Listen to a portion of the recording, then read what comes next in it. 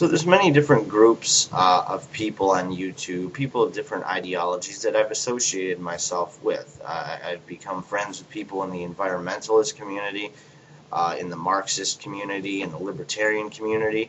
And one of the groups, the ideological groups that I've become more familiar with is the feminists and the anti-porn advocates here on YouTube. And that's been a great experience, and I've come across a lot of great videos and great people and exchanged emails, and it's been wonderful. I've never been the type of person who is willing to sacrifice or shed individual views in order to fit myself into an ideological box and to conform for the mere sake of conforming, to have ideological purity or ideological orthodoxy. We are group social animals by nature, and in the way that we identify with our culture at large, or with a sports team, or with a specific religion, people have a habit of trying to fit themselves into a box, and they want to adapt to a school of thought, whether feminism or environmentalism, and will often sacrifice their own personal views in an effort to submit to the orthodoxal view. So they agree with everyone in that particular group on everything. That's not an interest of mine. I think there's pearls of wisdom to be taken from any ideology, whether it's fascism or environmentalism or Marxism or democracy, or and I take what I find to be coherent and rational and leave behind what I find to be absurd and biased. And this has been the case with my experience with the feminist movement here on YouTube. There's lots of things they say that I completely agree, that I agree completely with. There's other things that they say that I see as completely ridiculous. And so I don't want to make this video and push away any of the friends that I've made, but I want to make clear my points of difference and some potential flaws that I see in your worldview. I don't really like mentioning names in specific, but Nuclear Night comes to mind. I've noticed this certain habit in feminist videos of championing any and all forms of sexuality, unless that sexuality is the status quo, or what we would call the norm for our culture right now. The feminists, they're all about exploring different forms of sexuality, homosexuality or asexuality, or women who are dominant, or men who are submissive. And they're always going on about gender roles, and we shouldn't conform to them, and we should try to look past them. I'm all for that. I'm all for personal sexual exploration, and not having a certain form of sexual orthodoxy pushed onto you by the media and religion and the mainstream. But here's the thing. What we would call normal sexuality is just some people's preferred form of sexuality.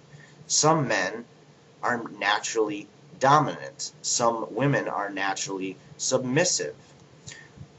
Some men have problems with monogamy, and they like to go around and screw as many women as possible. Some women do the same thing. And these are the gender roles that I would say are the most popular in our culture at the time.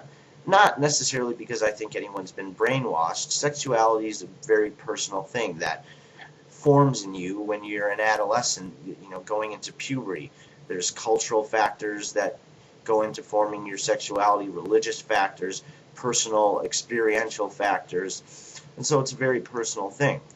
And a lot of the feminists here on YouTube are constantly harping against the evils of status quo sexuality. That is, men and women who aren't homosexual, or who do enjoy lots of sex, and who look at the other gender in rather superficial ways. Or, women who degrade themselves, or men who degrade women. Women who adopt traditionally submissive roles in sexuality and in relationships, and men who adopt traditionally dominant roles in sexuality and relationships.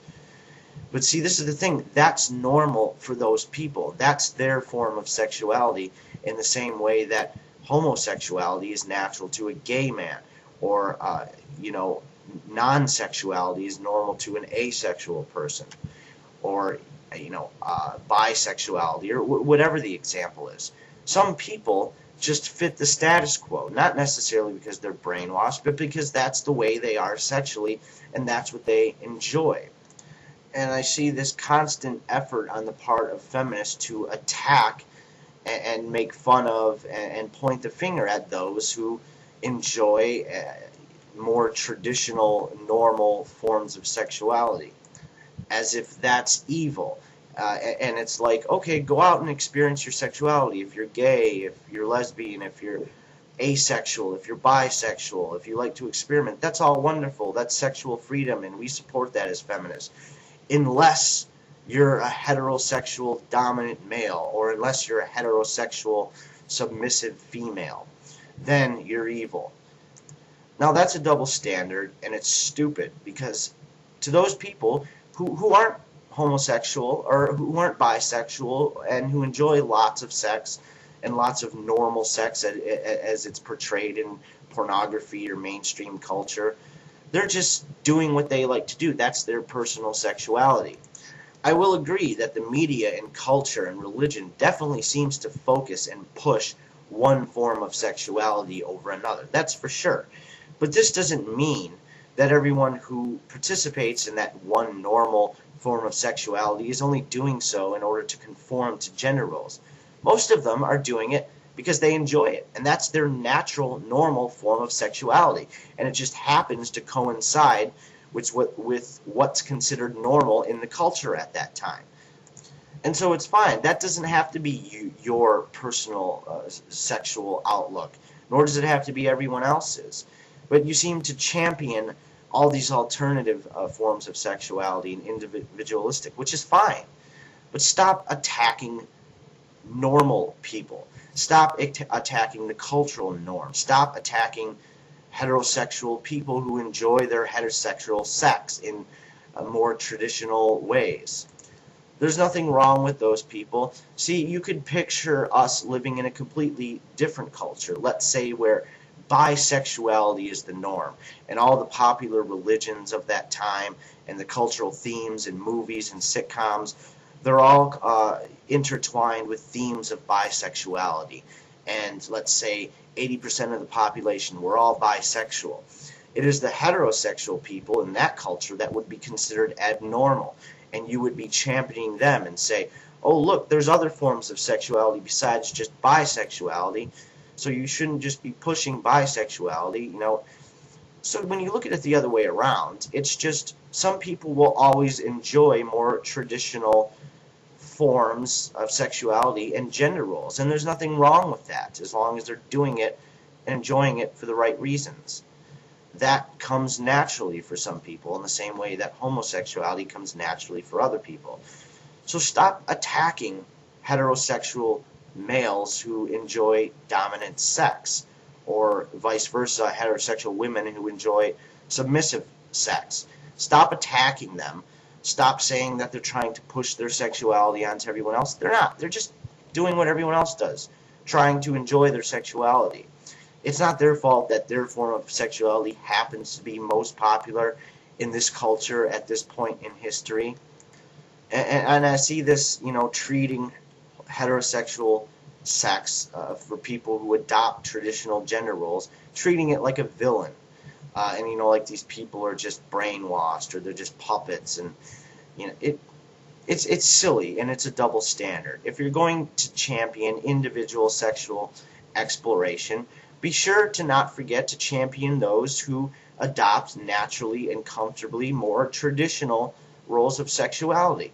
If that's what works for them, let them be. Stop attacking them. Stop making the norm out to be some kind of a demon. It's not. It's just what most people happen to enjoy in this culture right now. That's all.